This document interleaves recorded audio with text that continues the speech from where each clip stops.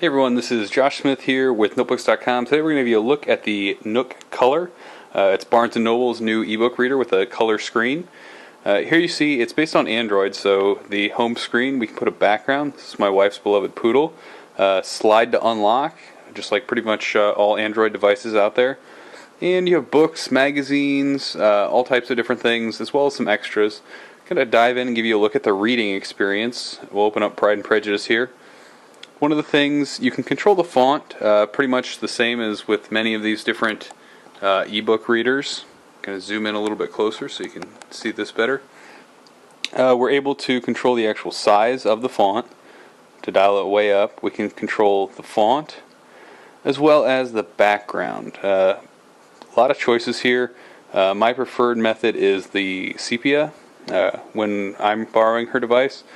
One thing to note, if you like to read in night mode and you're used to either the iPad or reading on maybe another Android device, the background here is not actually black. It's gray or like a mild black, and it kind of bothers me.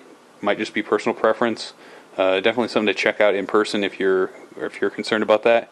You can control your line spacing and also the margins on the side. You can go big, small, or my preferred almost all the way to the side. Brightness, with brightness all the way down, still pretty bright. Crank that sucker up and it's really bright. Pretty blown away by the screen so far. When it comes to reading text on this screen compared to the iPad, which I'll show you here in another video, this is actually a little bit crisper to me. So, you know, that's the reading experience. It's pretty nice, and as far as the weight goes, you could definitely hold it in your hand and read for a while without getting as tired as quickly as on the iPad. One thing that we had a lot of trouble figuring out before we actually purchased the device was what a magazine looks like when you're reading it on here. So I'm going to open up one of the magazines that my wife's downloaded and try to navigate the pages to get to, so you can scroll through pages just like you would on a normal magazine, and then they have what they call article view. So we tap this little button up here and we choose the article we want to read, and it gives us a much more readable way to read that article. And tap out. You can also do like your pinch to zoom in to read it, but that gets old if you're reading a whole magazine, so that article view is a nice touch. You can keep books on your home screen. You can keep them down here. Right now you have 3 home screens. There are also some extras. You have a web browser, which will get you on Facebook and different things like that.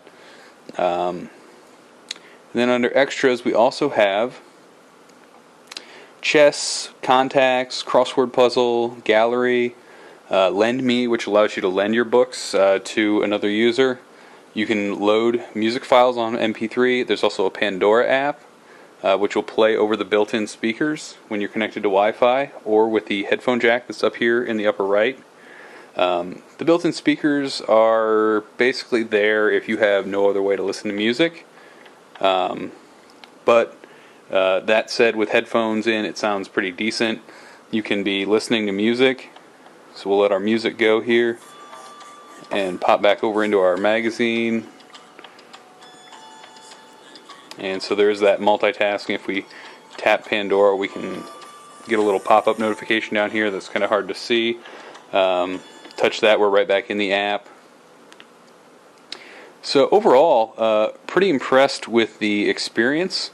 We'll be giving you a look at how it compares from the Nook to the iPad here in a few minutes. And you can check out notebooks.com for more impressions of the Nook Color.